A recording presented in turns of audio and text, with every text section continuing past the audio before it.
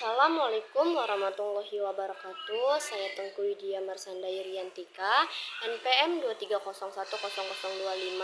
Di sini saya akan menjelaskan apa itu definisi pasar uang, apa itu definisi pasar modal, apa itu sejarah pasar modal dan sejarah pasar uang.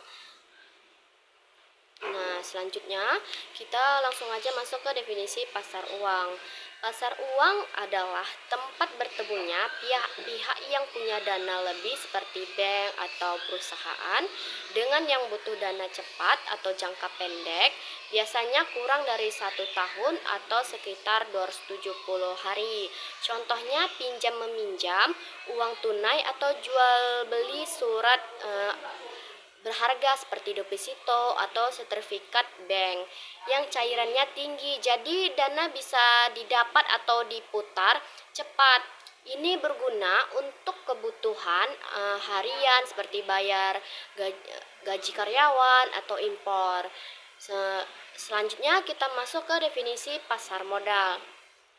Pasar modal adalah sarana menghubungkan investor yang punya dana dengan perusahaan atau pemerintah yang butuh dana besar gitu untuk proyek panjang, lebih dari 1 tahun, instrumen seperti saham atau bagian kepemilikan perusahaan, atau obligasi, utang dengan bunga, dan diperdagangkan di bursa efek seperti BI di Indonesia.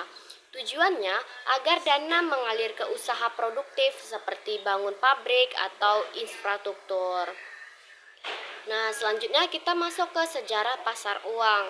Pasar uang modern bermula dari kebutuhan bank-bank besar dunia untuk tukar-menukar mata uang sejak sistem Bretton Woods tahun 1944 pasca Perang Dunia Kedua.